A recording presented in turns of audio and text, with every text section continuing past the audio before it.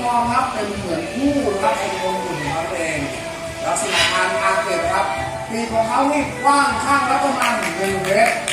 รวมกันแล้วก็2 เมตรกว่าเลยทีเดียววันนี้เขาจะโชว์อะไรเดี๋ยวเรารอครับชมพร้อมกันครับน้องเบลล่าตัวเองครับอายุได้ประมาณ2 เดียว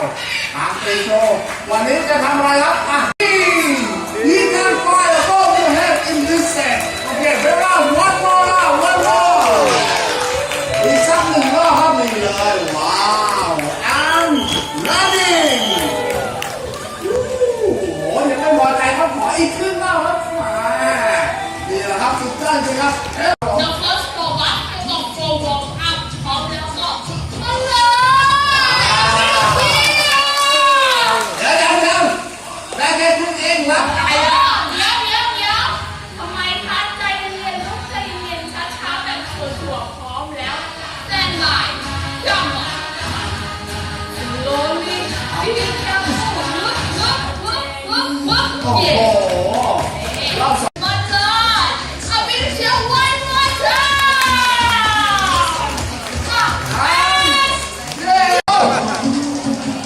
Not this one. Get right if you can. Not top me. Oh,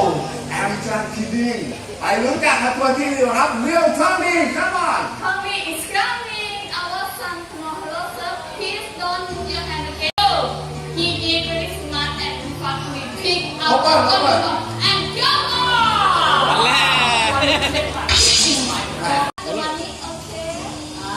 มาทำจะรีเชิญมาให้ต้องนะรีเชิญมาเลยก็พูด on your part and try to do it นี่ฮาวนี่แค่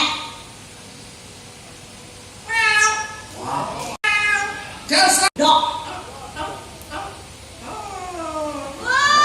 เป็นตัวพี่คิดไทเกอร์นะสุดยอดตัวแรกนั่นยังน่าหอยตัวจะ2 ตัวที่2เด็กๆเลยเถอะไปเลยครับผมนี่ว้าวแอมไอครับผม2 ตัวกันเลยยังไม่พลาดนะฮะเราที่เป็นตัว2 ตัวที่3กันแบบเติ้ลเลยเถอะ let's go ไปดูแล้วจริงๆขึ้นกับมาแล้วครับผมแอนจีครับผม TIG 3 ตัวอันนี้ตัว2 ตัวที่4เหลือเพียง2 ตัวสุดท้ายในตัว2ไทเกอร์โคตรเลยไปเลยครับผมตัว2 ตัวที่4นะเดินไปอย่างมั่นใจนะครับหยิบขึ้นมาได้กันอยู่แอนนี่นะครับผม TIG โอเคตัวสุดท้ายนะเราเรียกตัวสุดท้ายมาแล้วตัวที่5 the last one พี่กา